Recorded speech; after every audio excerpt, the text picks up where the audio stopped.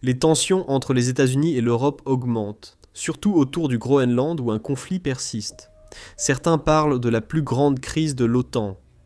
Examinons cela de près. Actuellement, le président américain Donald Trump poursuit une démarche très active concernant le Groenland, affirmant que les États-Unis devraient en prendre possession.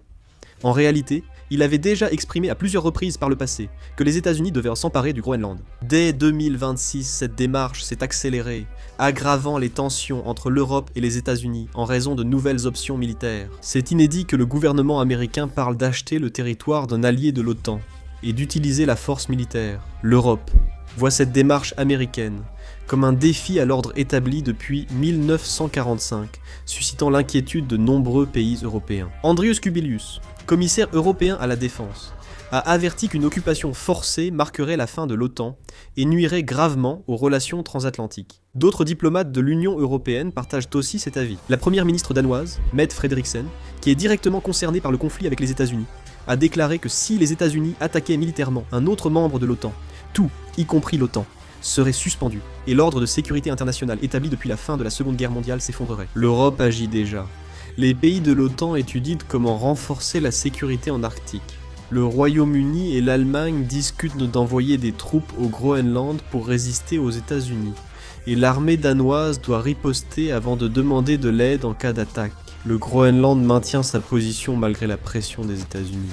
Le gouvernement du Groenland a déclaré à plusieurs reprises de manière officielle qu'il ne pouvait en aucun cas accepter une annexion par les États-Unis ou une domination directe par des puissances extérieures. Bien qu'il s'agisse d'un territoire autonome, le Groenland est une région dotée de son propre pouvoir administratif et d'une identité politique distincte. Il est donc considéré comme un droit naturel de refuser toute décision unilatérale ou intervention militaire de la part de pays étrangers. En conséquence, le gouvernement du Groenland a clairement indiqué son intention de renforcer sa défense dans le cadre de l'OTAN et de développer de manière systématique sa stratégie de défense nationale en coopération avec ses alliés européens. Le Groenland consulte militairement et diplomatiquement les pays européens, partage des infos sécuritaires sur l'Arctique et prépare des plans de réponse communs.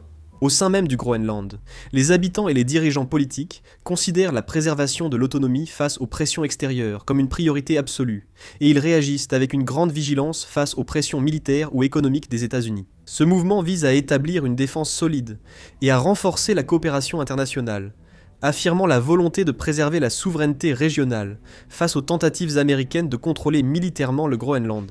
Le Royaume-Uni, la France, l'Allemagne, l'Italie, la Pologne, l'Espagne et le Danemark ont publié une déclaration commune affirmant que le Groenland appartient aux Groenlandais et que seuls le Danemark et le Groenland décident de leurs affaires. Alors que les pays européens prennent une position active, le conflit entre l'Europe et les États-Unis semble s'intensifier. Même la Pologne, que le président Trump avait félicité, s'oppose désormais à ces démarches américaines. Radosław Sikorski, le ministre polonais des Affaires étrangères, a déclaré que les questions territoriales, ainsi que celles de paix et de guerre, relèvent du Congrès américain, et il a exprimé son souhait de connaître la position du Congrès des États-Unis sur la question du Groenland. Le 12 janvier, Mark Rutte, secrétaire général de l'OTAN, a affirmé que l'OTAN n'est pas en crise et a écarté les tensions avec les États-Unis, ajoutant que l'organisation progresse bien. Malgré tout, les tensions entre les États-Unis et l'Europe demeurent.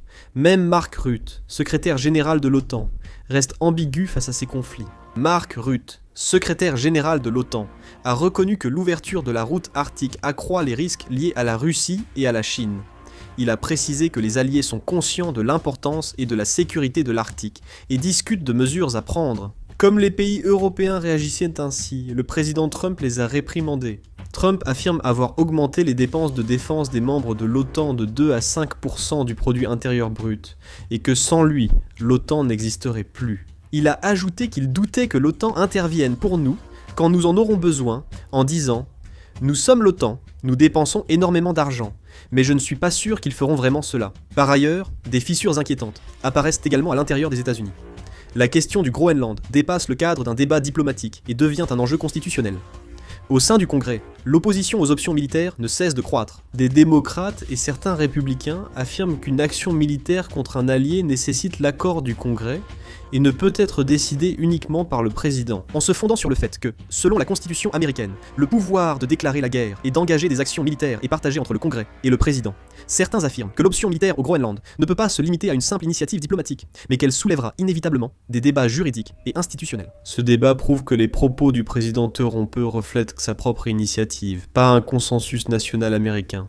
Pour l'Europe, la situation permet désormais de présenter le conflit non pas comme un désaccord avec les États-Unis en tant que nation, mais comme un différend avec la personne de Teuron-Peu. En particulier, parmi les experts diplomatiques et militaires, on craint que si le président lance une action militaire sans l'approbation du Congrès, cela aggrave le chaos politique interne aux États-Unis, et que même les alliés perdent confiance dans les décisions américaines. Ce problème dépasse le conflit territorial au Groenland, révélant des divisions politiques et juridiques aux États-Unis, et des tensions internationales. Le président américain Donald Trump va-t-il jusqu'à évoquer la possibilité d'une attaque militaire contre le Groenland, poussant ainsi l'OTAN au bord d'une crise existentielle?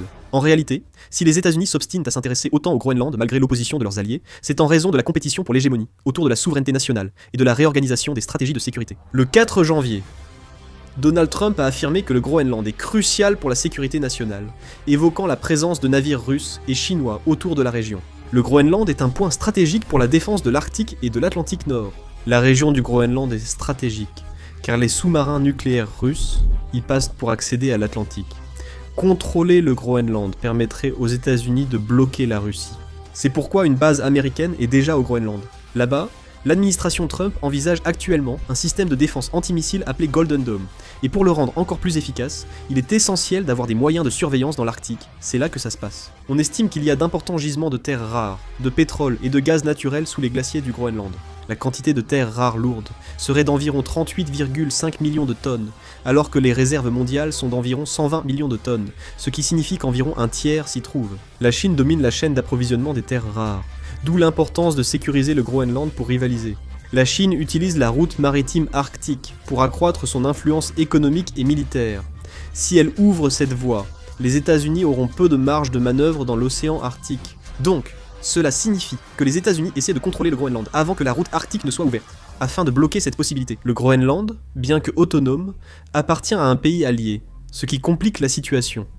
Ce n'est d'ailleurs pas la première division interne à l'OTAN. En 1974, la Turquie a envahi Chypre grec, puis la guerre de la morue Royaume-Uni-Islande, et en 1987, des tensions Turquie-Grèce.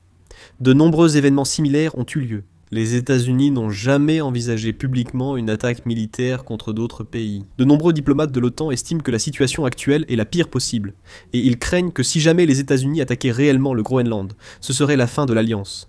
Si les États-Unis menaient effectivement une action militaire contre le Groenland, l'Europe n'aurait en réalité pas la capacité de l'empêcher. L'écart de puissance et de force militaire est tellement grand qu'il serait difficile pour l'ensemble de l'Europe de faire face à un affrontement direct avec les États-Unis, même en unissant leurs forces. C'est pour cette raison que les pays européens protestent et élèvent la voix pour mettre en garde. Si les États-Unis agissent, le Groenland sera probablement sous contrôle américain. Le problème, c'est que ce processus pourrait ébranler les fondements de l'alliance qu'est l'OTAN.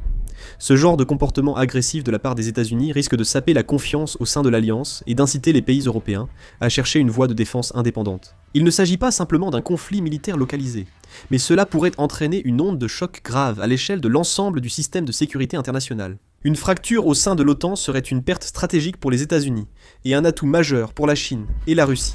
L'expert de l'OTAN à la Fondation Marshall des États-Unis et de l'Allemagne, NATO, a souligné que si l'OTAN ne pouvait plus fonctionner comme une alliance, cela constituerait un grand cadeau pour Moscou et Pékin. En réalité, une fissure entre les États-Unis et l'Europe pourrait offrir à ces pays l'opportunité d'accroître leur influence dans l'Arctique et en Europe. Alors que les pays européens cherchent à élaborer leur propre plan de sécurité, la Chine et la Russie peuvent renforcer leur position autour des routes arctiques, des ressources énergétiques et des points stratégiques, ce qui pourrait, à long terme, devenir un facteur influençant l'ensemble de l'ordre international. En fin de compte, l'option militaire des États-Unis n'est pas simplement une stratégie régionale, mais une bombe potentielle qui pourrait ébranler à la fois l'existence de l'OTAN, la sécurité de l'Europe et l'équilibre des puissances mondiales. Actuellement, il semble vraiment que l'OTAN soit au bord de la rupture. Qu'en pensez-vous de la situation actuelle? N'hésitez pas à nous le faire savoir dans les commentaires. C'était tout pour cette vidéo, merci beaucoup.